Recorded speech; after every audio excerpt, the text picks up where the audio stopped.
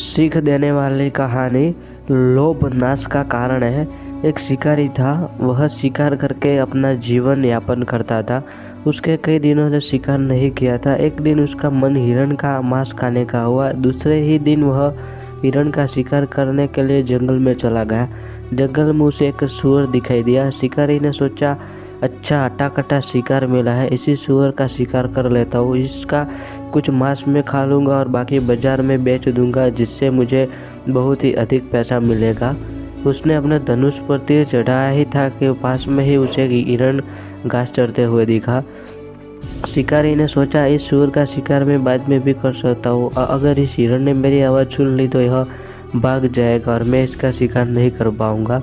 यह सोचकर शिकारी ने हिरण पर तीर चला दिया। निशाना अचूक था, तीर सीधा हिरण को लगा और उसने कुछ ही पलों में अपने प्राण त्याग दिए। शिकारी हिरण को मारकर बहुत खुश हो रहा था। उसके मन में लालच आ गई कि हिरण के साथ अब सूअर का भी शिकार करता हूँ, इससे मुझे 2 गुनी आमदनी होगी। इस तरह का विचार कर शिकारी सूअर की तलाश करने लगा। उसे पास में ही सूअर दिख गया। शिकारी ने सूअर ऊपर निशाना साधकर तीर चला दिया। तीर इस बार भी सीधा शिकार को लगा। सूअर बहुत ही मट्टर प्रजाति का जीव होता है। तीर लगने पर सूअर ने सोच लिया कि वह मरने के पहले उसे मारने वाले शिकारी को मार देगा। सूअर के शरीर से खून बह रहा था, फिर भी वह शिकारी की तरफ उड़ा और उस पर टूट पड़ा। कुछ ही पलों में शिकारी और सूअर दोनों की मृत्यु हो गई। जो शिकारी सैकड़ों जीवों का शिकार कर चुका था, आज एक शिकार के हाथों से उसकी हत्या कर दी गई। शिकारी का लोभ ही उसके विनाश का कारण बन गया। कहते हैं ना कि जब मृत्यु आती है तो किसी न किसी बहाने आ ही जाती है। जब सूअर शिकारी पर हमला कर रहा था, तब पास के पेड़ के नीचे एक सांप अपने बिल से बाहर निकलकर यह सब देख रहा था। शिकारी को मारने के बाद सूअर लड़खड़ाता हुआ सांप के ऊपर गिर गया और सूअर के शरीर से दबकर उस सांप की भी मृत्यु हो गई। इस प्रकार उस छोटे से स्थान पर हिरण, शिकारी, सूअर और सांप के 4 शव पड़े हुए थे।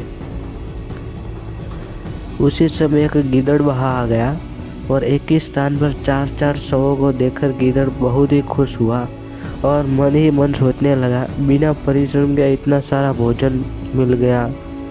अवश्य ही ईश्वर मुझ पर मेहरबान है, तभी तो मेरे लिए इतने सारे भोजन की व्यवस्था कर दी है।